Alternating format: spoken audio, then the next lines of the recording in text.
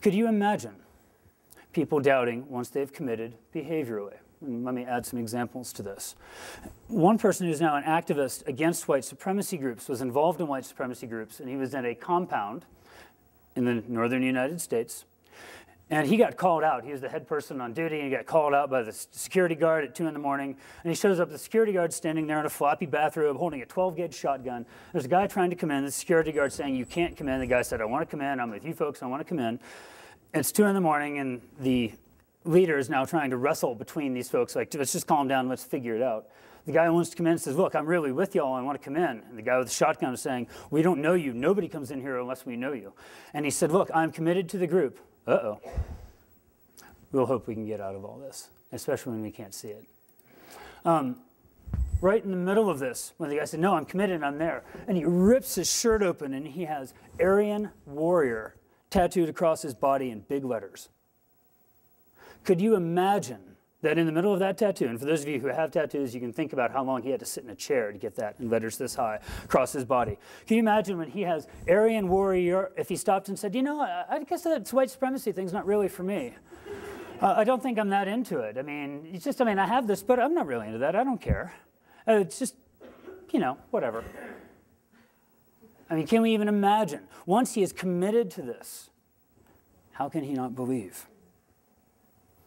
Once somebody has said that, yes, I don't know this person they've told me to take out, but to get in the gang, I have to take that person out, and somebody attacks and either physically attacks or physically kills that person for the sake of the gang, can you turn around and say, "Well, I killed that person. I took that human life, but this gang thing's not that important to me. I don't really care." To pull one other one this way, think about handling snakes in this one.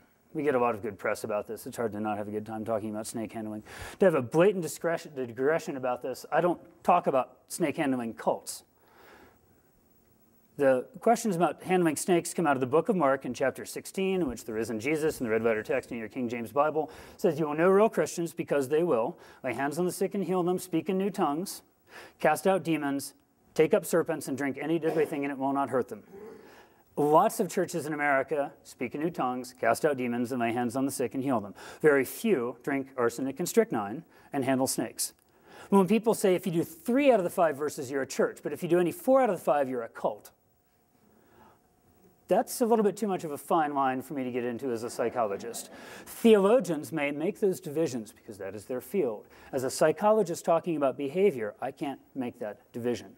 So as I talk about snake handling churches, think about commitment. If we were to really do this, and imagine we bring in another 150 of our best friends into this room, we're at a clapboard church deep in eastern Kentucky. It's a wood floor. We don't even have ceiling fans. We cannot afford carpeting here. We come in August when it's 85 outside, 90% humidity, and we dance for a couple of hours, and we're cranking. Again, wooden church. Somebody, in fact, just now that I'm totally out of hand at this point, somebody from a different religion said, "Well, you mean they kneel and pray there in church?" Well, yeah, they have kneelers, right? So, excuse me, they have little padded parts for your knees there? Oh, no, this is Eastern Kentucky. You put your knees on the hardwood. That's what we do here. Oh, yeah. And then, again, we commit to this belief. That takes us another step. I feel discomfort kneeling on the wood floor to pray. I must really believe to be here. And then we dance, and then we start to open the snakes. And when people handle snakes, it's not, I touch the snake. It's that again, we've been dancing for 3 hours. It's 105 in here. We're all sweating. We're doing shots of arsenic and having a great time. And I reach into the box, and I pull out the rattlesnakes. And it's not that I hold the snake. It's that I have the 8 of them wrapped across the top of my head and coming around my shoulders, and they're cranked up like I'm hot, and it's hot in here, and we're going, and it's fantastic. Now I've committed myself behaviorally. Can you imagine, as I have the snakes coming across my body, if I lean forward and say, "Now, do you ever have any doubts about your faith?" as I hand off the snakes. If I'm holding the snakes, can I doubt? Can I doubt? Again, if I'm committing the gang violence, if I have just hurt someone who is not like me based on perceived group membership in a crime of bias or a hate crime, can I say, "Well, I'm not really against people like that. I just annihilated that person on the pavement, but, I probably like that guy. It's no big deal." once we commit behaviorally. When I talk about the importance of small steps, little steps are key. Steps that feel small to the person may have significant consequences. So you've beaten somebody up for your gang before, so what? Maybe you've beaten somebody up again. Maybe you had a pretty rough beating the next time. Then that next time after that, somebody hands you a knife, no big deal. Now you've just ratcheted your felony record up quite a bit, and it is a significant consequence, especially if you end up in court in this. Does it feel like a big difference after you've administered a couple savage beatings and somebody hands you a knife and it's not that much of a shift? This is how a former military junta in a country that I won't name right now used to train interrogators. It was, you just need to guard outside. We just need some guards for the building. Then you guard on that hallway. Then you guard outside the door. And then you guard outside the door, and somebody comes to get you and needs some help holding them down. And then you go in. And then you go in and out a couple of times. Then you guard in the room. Then you guard in the room and help. Then you help regularly. And then you start interrogating people. And people believe it. And what do they say overwhelmingly? This person deserves it. Can you imagine, to take this back to a larger example, to go back to National Socialist Germany, can you imagine somebody who leads humans into a gas chamber saying, you know, I think Jewish people are really just fine. I don't have any problem with that. If you are behaving in that way, you need to believe these people must deserve this. We have to believe this. Part of the shocking effects of listening to people talk about the Holocaust is not that it's wild and radical and evil, is that it's tedious and boring and banal at some level. That these aren't, the people who were running camps were not inhuman monsters who went at home and cackled at night while they ripped apart Jewish symbols. They went home and played with their kids. They went home and spent time with their families. They went to church. They talked to their extended families, and they believed in what they were doing. Once you're behaving that way, can you stop? Challenging. And of course, one note we see here is that behaviors and choices that are more intense result in beliefs that are more intense. As I start to act in ways that are more extreme, my beliefs can get more extreme. Notice of the 4 or 5, as we count the Coast Guard branches of the military, the Marines have the most intense joining experience. I mean, you want to be a Marine, you've got to want it. You have to want it also to be in other branches of the military. Don't be fooled, but every other branch is jealous of the esprit de corps of the Marines. I mean, this case, again, 2 people working in the backyard. The meter reader comes in. Here's that one of the people in the backyard had been a sergeant major for 2 tours in the Vietnam era in the Marines. The meter reader came to attention in the backyard. This is in the 90s. This is 20 years after Vietnam. And they said, no, he was a former Marine. The meter reader said there is no such thing as a former Marine, pulled the turn and marched out of the yard. Could you imagine Air Force veterans doing this? Some of them might. It's entirely possible. But the Marines have the most intense joining process. They have the most intense beliefs. And again, I argue that these are tools. You can use your shovel to plant beautiful flowers, or you can bury bodies. These are tools. You can use people to do productive, life-enhancing things, like joining the Marines, or be involved in gangs, or hate groups, or destructive groups, or in abusive relationships, and so on. Essentially, when we behave this way, we must believe. So again, we must believe. Not my belief causes my behavior, but my behavior causes my belief. Just to mention the small step notion again, this is often what we see in domestic violence. If there was just a flat-out, when somebody gets hit on their first date, sometimes that continues, often it doesn't. But people start with yelling, and then insulting, and then verbally degrading, and then maybe hitting something, and then maybe pushing, and slowly accelerating, which keeps the abuser justifying it and keeps the person who's being abused tragically justifying it. Again, my behavior causes my belief.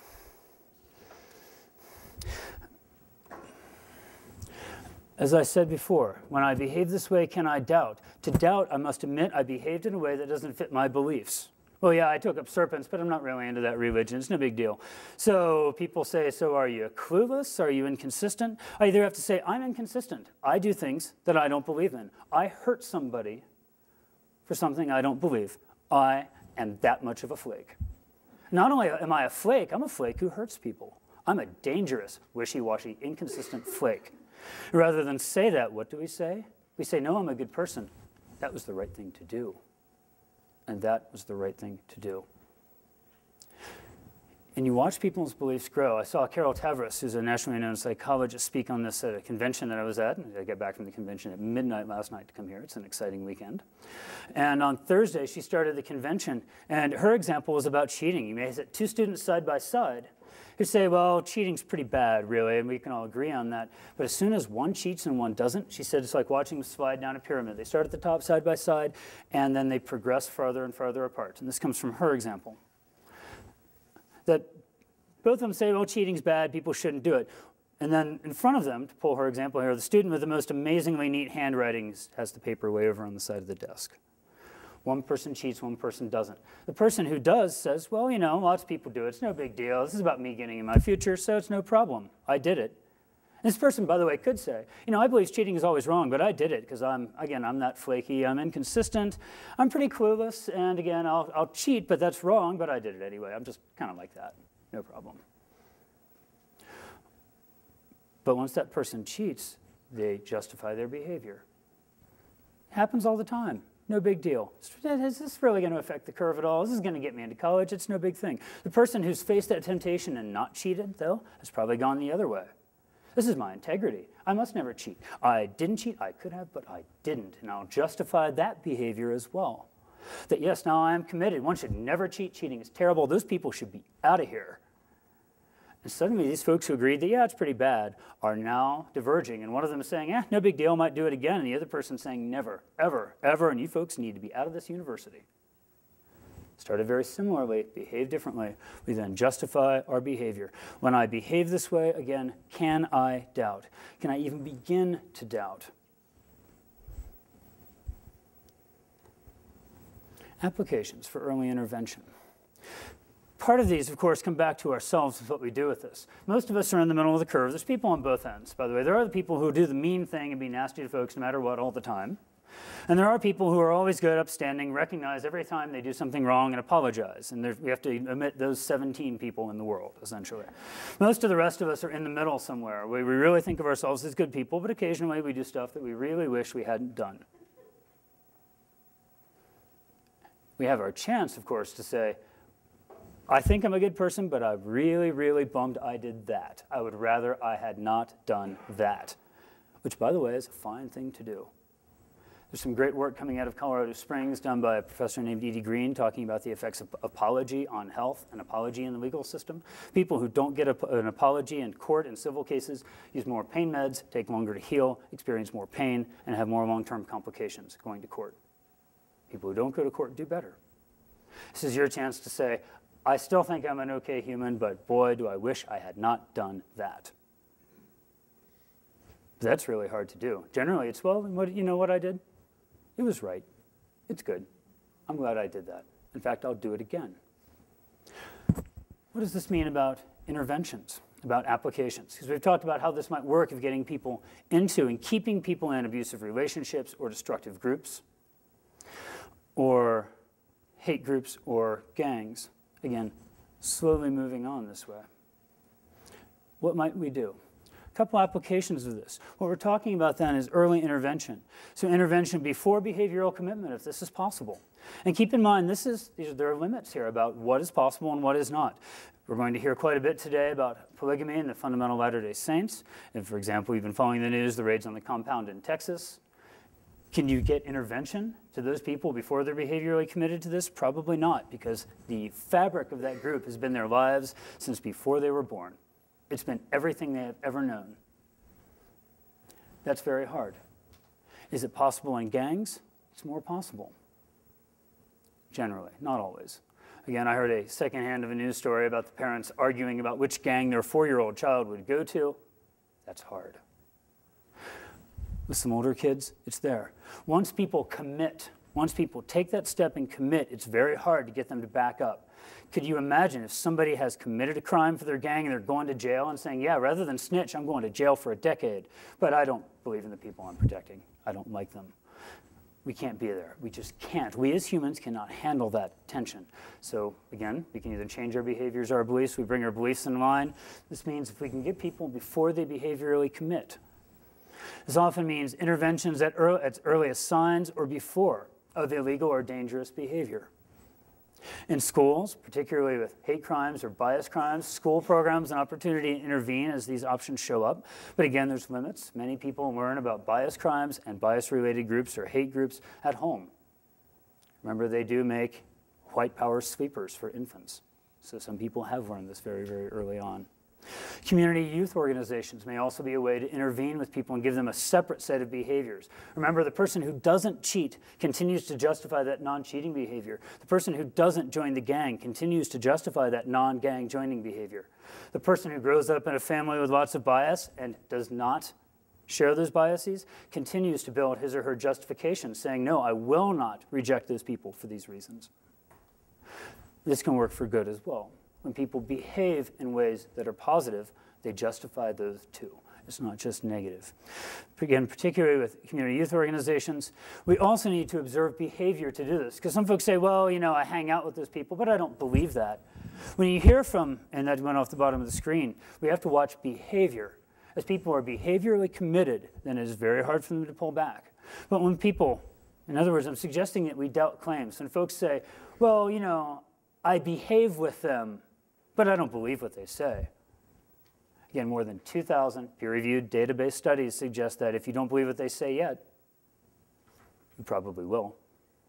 So when folks say, yeah, I hang out with those people and I do that stuff with them, but I don't believe what they believe, the answer is, well, you probably will, even if you don't yet. We can pull up examples from many, many, many destructive groups.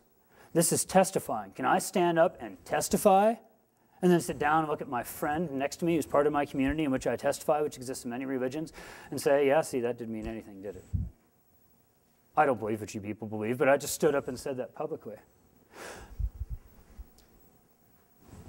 The Chinese used this in what were called Korean brainwashing camps on US POWs, where you had to write a statement about the US government or copy a statement.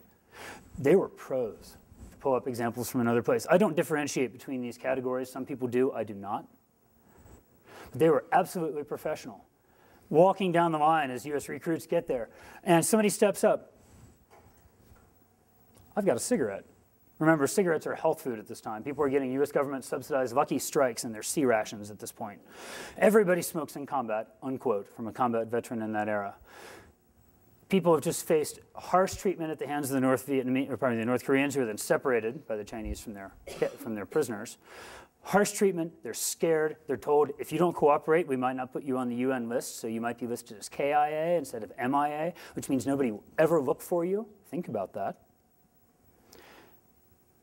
And at this moment of fear and terror and stress, I've got a cigarette. Tell me something you don't like about the United States, and you can have a cigarette.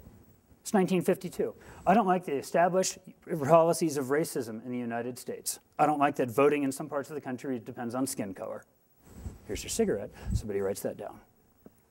And then later in the meeting, somebody says, you know, you had that statement about racism in the US? I got a paragraph about that. It's not, you didn't write it, so don't think this is you. You're not writing this. Just copy it. Just copy it down, no problem.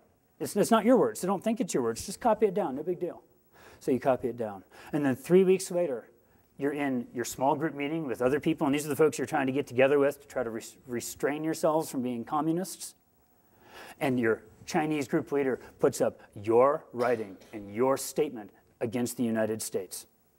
And you say, yeah, but I wrote that because you told me you'd double my rice ration if I copied that. Is that your writing? Yeah, but I just copied it. I didn't. Is that your writing?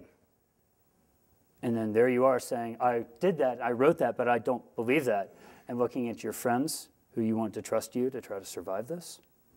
And there you are making yourself behaviorally commit. And they were offering food to starving men. It's not surprising that people did this at all. But when folks say, yeah, I can behave that way, but it won't affect me, probably not. Again, interventions can come early.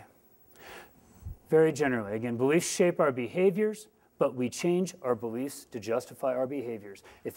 Again, you cannot think yourself into a new way of acting, but you can behave yourself into a new way of thinking. If you act that way, you will believe it that way. There are some cases, for example, in mild forms of depression where people argue for this as a form of treatment. If you're really having a hard day, it's time for you to take a freezing cold shower. It's time for you to go run. It's time for you to go out, interact with people, and smile about it. And we shouldn't trivialize major depression because that's really not a solution for many people.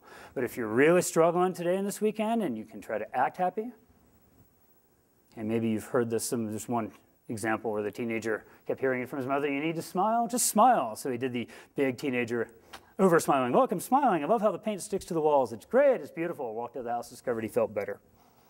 And was terribly traumatized.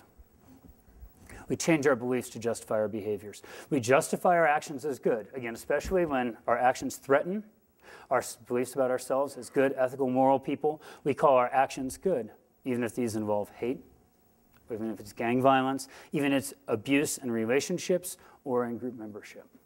We bring our behaviors in line with our, our beliefs in line with our behaviors. And this gives us a foundation. Again, these membership and behavior in these groups is very complicated, but this is one very well-established piece that gives us very clean clues for early intervention, as well as better understanding of how somebody who really might be a good, rational, clear-thinking human can do some stuff. It's really unpleasant. And hopefully we can see it because we've all done this. Part of the challenge. And again, hopefully this can help us get people out into a place where they want to be. So, what questions do you have? Yes? Could you say some more about the effects of apology on health? Certainly. This is very preliminary work done in the legal system right now by Edie Green down at the University of Colorado at Colorado Springs. And she's just now starting. So this is preliminary data. I can't bring this as peer-reviewed data or well-established data. I'd really like to have 100 studies or so on this.